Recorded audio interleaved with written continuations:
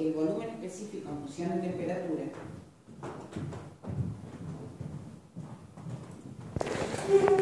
cuando explico el volumen específico en función de temperatura, estoy, en realidad lo que estoy diciendo no es que acá haya un silicato ordenado, sino que en general, para los metales que habíamos hablado también, cuando el sólido es cristalino, cuando todo está muy ordenado, el líquido cuando se enfría se solidifica. Y cuando se solidifica se contrae su volumen. Eso es lo que hablábamos en los metales, ¿se acuerdan? Solidificación de metales. Y la solidificación se realiza a una misma temperatura, por isotérmica, a la temperatura de fusión. ¿Se acuerdan? En el caso de un metal puro. En el caso de una aleación, era un intervalo de temperatura, ¿no? En un intervalo de solidificación se producía. Entonces, yo acá puedo estar hablando de un metal puro, puedo estar hablando de un silicato que está organizado, que es cristalino, o puedo estar hablando de un vidrio, como en este caso. Las curvas son diferentes, porque en el caso de un cristalino no me interesa la temperatura de transición vítrea, porque cuando se sigue enfriando después de la fusión, lo hace en forma continua sin presentar inflexión en la temperatura de transición vítrea.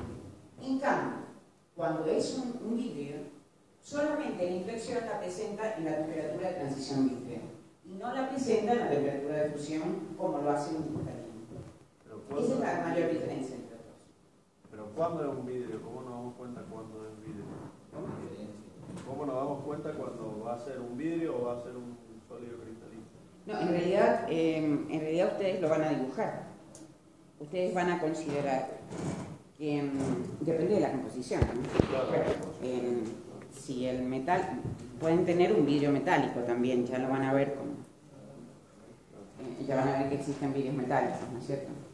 Que se enfrían a muy altas velocidades. Es un metal que se enfría a tan altas velocidades que es un vidrio metálico, ¿no es cierto? Por eso hay una combinación espantosa de cosas. Pero lo que más interesa es que si tiene un comportamiento como vidrio, acá no me interesa la fusión, sino solamente la temperatura de transición vítrea. Teniendo en cuenta que el líquido, cuando se va enfriando, se vuelve cada vez más pastoso.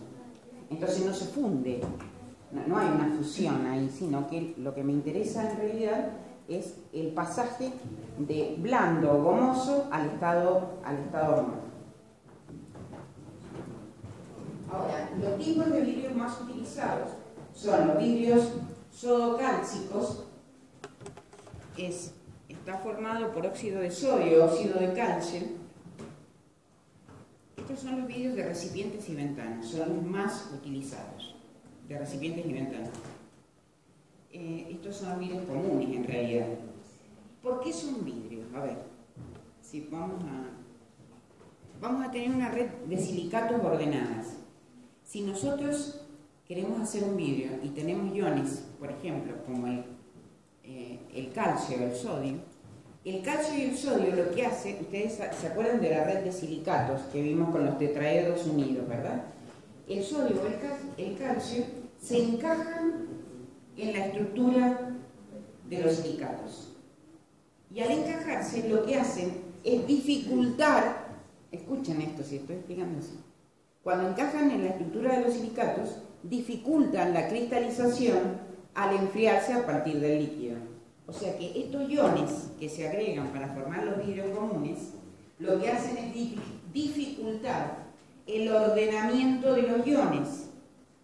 Por eso es un vidrio y por eso es una sílice fundida o vítrea, o sílice amorfa.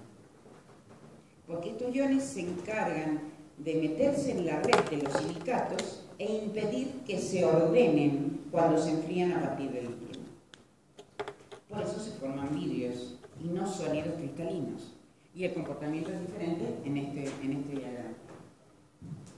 Los de boro silicato, cuando está el óxido de boro, hay muchas cosas que se hablan sobre este tema. Se pueden formar triángulos, se pueden formar tetraedros, o que los triángulos pasen a tetraedros después de cierto tratamiento. generalmente el boro está por encima de los iones oxígenos, la estructura es diferente. Lo que sucede con el óxido de boro es que se mete en la red de sílice también, es que tiene muy baja expansión.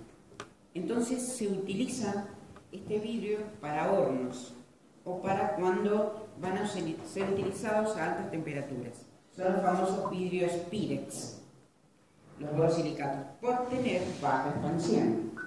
Y los vidrios de plomo, tienen baja fusión, facilitan la soldadura de los vidrios, porque bajan el punto de fusión. También los de plomo sirven para evitar y aislar las radiaciones elevadas, las radiaciones de alta energía, para aislarlas del cuerpo humano, por ejemplo, o de determinados ambientes, como pasa con los rayos gamma.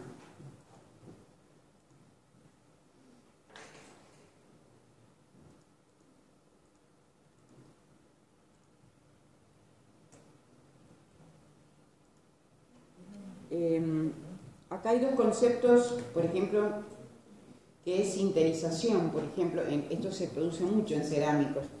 Cuando ustedes tienen una serie de partículas que tienen un alto punto de fusión, generalmente no se las lleva a altas temperaturas para fundirlas, sino que generalmente lo que se produce es llevarlas a altas temperaturas sin fundirlas y se produce una difusión de los átomos que están en la superficie de contacto de las partículas. O sea que si yo tengo dos partículas que están unidas a través de la superficie, de esta superficie, al calentarlas a una temperatura en que sigue estando en estado sólido, se produce la difusión atómica en la superficie de contacto de las dos partículas. Esa difusión hace que se unan las partículas entre sí en estado sólido, sin fundirse. A eso se llama sinterización. ¿Se acuerdan cuando hablábamos de alúmina sinterizada? La alúmina sinterizada son las partículas de alúmina que se van a unir por difusión, sin llegar al estado líquido, logrando, en ese caso, muy buenas propiedades mecánicas. Por ejemplo, acá las partículas están separadas. Después de la sinterización, se unen. Esto también voy a explicar el concepto de vitrificación.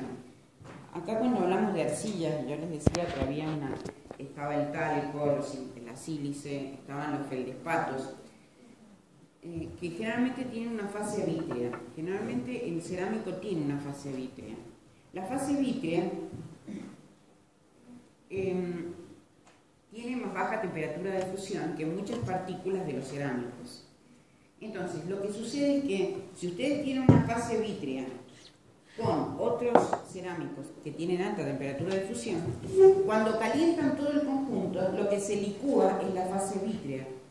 Esa fase vítrea llena todos los poros y cuando se enfría, solidifica, uniendo todas las partículas que no pudieron ser fundidas a la temperatura en la que soportó el material.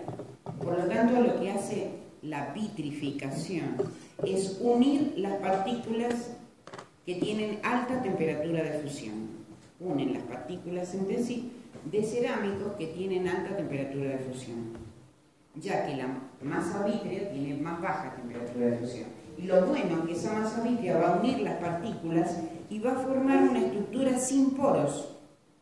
Por lo tanto, va a mejorar la resistencia mecánica. Acuérdense que la presencia de fisuras muy pequeñas en la superficie del cerámico es muy problemático, porque son concentradores de tensión. Así que el acabado de la superficie debe ser muy bueno. Por otro lado, si hay poros, que es muy común, después de haber hecho la pieza en cerámica, hay poros. Los poros disminuyen la sección útil de la pieza y disminuyen la resistencia mecánica, la tensión que pueden absorber. Además, son concentradores de tensiones, hasta que esas tensiones superan un valor crítico que produce la fisura del material. Y por otro lado, el tamaño de grano. Si los granitos son más finos, los cristalitos son más finos, las dimensiones de las discontinuidades o de los defectos van a ser menores. Así que siempre vamos a preferir un tamaño de grano fino. Sí. Una pregunta, ¿el volumen? Esto es sinterización. ¿Lo ven ahí? La unión entre dos partículas por difusión. En cerámicas. No. Porque no es fase Vitre. Vitrificación, ya lo dije. Entonces la que une la, ¿Ya lo di? profe, la parte vitrea es la que... Me falta una sola cosa. ¿Cómo? En vitrificación, la parte vitrea es la que une las partículas que tienen alto punto de fusión. La fase vitrea es la que tiene menor punto de fusión, Claro, ¿no es esa es la cierto? que une. Entonces, esa es la que funde cuando caliento todo el sistema. Al fundir, rellena los huecos, se solidifica y deja unida todas esas partículas que no fueron capaces de fundirse porque la temperatura máxima alcanzada no era suficiente para fundirse, pero las mantiene unidas. Esa es la ventaja. ¿Y en qué aplicación se puede usar la lúmina sinterizada que había dicho recién? Por ejemplo, así como para tener una idea de aplicación. Por ejemplo, habíamos hablado de la lúmina sinterizada en los circuitos integrados. Es un ejemplo. El número de piezas no cambia mucho. ¿Cómo? El volumen de la pieza cambia. Bueno, ya sé. Sí, bueno, indiscutiblemente al estar la masa vítrea entre las partículas es probable que se vea un poco más de volumen, pero la fase vítrea forma parte de la composición química del cerámico. Los famosos vidrios, las lunetas. Quería hablarles del tratamiento térmico de los vidrios, eso es lo último que voy a hablar, porque generalmente no lo estudian y cuando ustedes hablan de los vidrios comunes y nosotros hablamos de los vidrios, por ejemplo, de los autos, y decimos, ¿qué pasa con los vidrios de los autos? ¿O qué pasa? ¿Se rompe todo? ¿Es demasiado frágil? Y no, o sea, hay muchas cosas. En el caso de los autos, a veces hay películas que son poliméricas, que son las que le dan la capacidad de, una vez roto el vidrio, retienen todos los pedacitos de vidrio, ¿no? Entonces se produce el molido del vidrio, ¿no? Bueno, pero también hablamos en ese caso de materiales compuestos. Ahora, ¿qué pasa con los vidrios? Los vidrios tienen una alta concentración de tensiones por el choque térmico, como dije recién. La diferencia de velocidad de enfriamiento entre la superficie y el núcleo hace que haya choque térmico. Y eso produce diferente concentración de tensiones. Hay un tratamiento que se le hace a los vidrios que es el de recocido. El tratamiento de recocido sirve para aliviar las tensiones que pudiera tener el vidrio. Para eso se calienta hasta una temperatura de recocido, se llama, porque no les he mostrado ese gráfico porque es más difícil. Distintas temperaturas a las que podemos llevar el material. Temperatura de ablandamiento, temperatura de recocido, temperatura del temple. En este caso se lleva la temperatura de recocido y se enfría lentamente. En ese caso se produce un alivio de tensiones. El recocido es para alivio de tensiones. Y el temple, voy a mostrarle.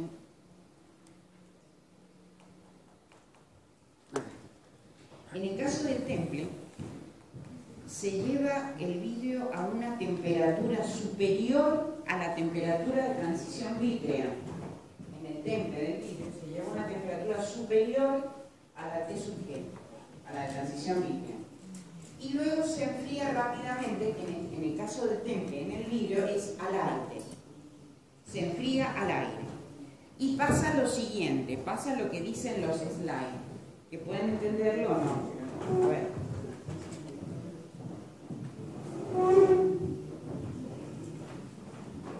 Con esto termino, ya terminé con esto. Ustedes tienen la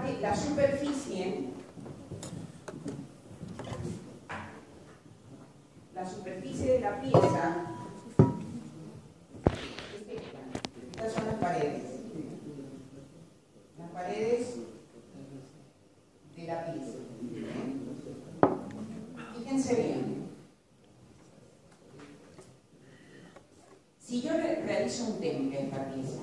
Lo primero que se enfría es la superficie, ¿están de acuerdo? Veámoslo como las caras externas de la pieza. Puede ser una placa y demás que tiene la superficie y todo esto es el núcleo, lo que está en el centro, ¿verdad? Entonces, si realizo un temple, lo primero que se enfría es la superficie. Por lo tanto, sufre contracción, se endurece. El problema es el siguiente. En el caso del vidrio, la superficie se endurece, pero el núcleo se mantiene blando, se mantiene plástico. Entonces, intenta contraerse tirando hacia adentro la superficie. Pero como está blando, está en estado plástico, por la temperatura a la que se encuentra, lo que hace, experimenta esfuerzos de tracción. Esfuerzos de tracción. ¿Por qué? Porque es como que si yo aplasto la superficie del cristal, la parte de adentro que está blanda tiende a salir y se somete a tracción. Y en consecuencia, someto a la superficie del cristal a tensiones residuales de compresión. Estas tensiones residuales de compresión son las que realmente me dan una gran resistencia a la tracción de los vidrios. Si yo someto a tracción un vidrio, lo rompo inmediatamente. Pero si es un vidrio templado y lo someto a tracción, la carga de tracción o la tensión de tracción debe superar las tensiones residuales de compresión de la superficie para recién poder formar una fisura. Por eso es que el vidrio templado tiene una gran resistencia. No sé si se entendió la diferencia de tensiones. Eso está explicado en el Smith, pero está así explicado muy rebuscado como detalle. Pero así se entiende la diferencia de tensión. ¿Lo entendieron? Profe, entonces, sí. O sea, la superficie es la que, digamos, se endurece, el núcleo permanece blando, y una vez que, o sea, que hay, o sea, como permanece blando, ahí se trata de comprimir. ¿Qué es lo que se trata? ¿Qué es lo que hace el núcleo? Como está blando, se está tratando de enfriar y tira hacia adentro la superficie porque trata de contraerse. Bien. Pero como está plástico, se va hacia los costados. Fluye según las dimensiones de la placa, ¿no? Fluye y al fluir está sometido a tracción. Y en consecuencia hay tensiones residuales de compresión en la superficie, que son las que deben superarse para poder formar fisuras por tracción. Bueno, esa parte es como que por ahí no se entiende mucho, por eso lo explico acá. Por ejemplo, en una aplicación, acá en el celular, profe, sí, que acá en el celular está esto, o sea, ahora vienen vidrios él tiene el vidrio y ese vidrio que está ahí superior a ese es un vidrio templado. Claro. ¿Vos sabías eso? O sea, cuando uno lo compra es un vidrio templado, pero ahora, bueno, entiendo esas cosas. Claro, es que uno mismo, si no estudiaste esto así, no puedes entender por qué tiene tanta resistencia. O sea, ¿por qué el templado en el vidrio? Y le da estas características, tensiones residuales de compresión, debido a la forma que se claro, porque, por escabulle ejemplo, la parte central. a mí se me rompió el vidrio que está abajo, el Gorilla Glass, que es también un vidrio que trae el celular mismo. Cuando se me rompió, salió 900 pesos del celular. Y el vidrio templado, digamos, en vez de ponerle un film, se le pone un vidrio templado, cosa que si se rompe el vidrio templado y le cambias el vidrio templado solamente. Totalmente. Que es más barato. Ajá. Pero necesita bastante tensión. ¿Cómo? Es más resistente. Claro, por eso es más resistente. Es más resistente que el vidrio solar, porque se rompe el vidrio templado y no la pantalla. ¿Cómo? Porque la función Es más resistente. que peguen eso y se rompa eso. Porque cuando es sometido a fuerzas de tracción, tiene que superar esos esfuerzos El residuales. vidrio templado es más resistente que el vidrio de la pantalla del celular. Cuando se rompe el vidrio templado y no la pantalla del celular. Es porque se superan las tensiones residuales de compresión. Se superan las tensiones residuales de compresión. ¿Cuál es el vidrio que usan los celulares? El de abajo de los celulares. El templado. Y después el otro, ¿cuál es? El otro, ¿Qué vidrio es? no sé qué Tenemos vidrio. que averiguar. ¿Por qué no averiguan qué vidrio es?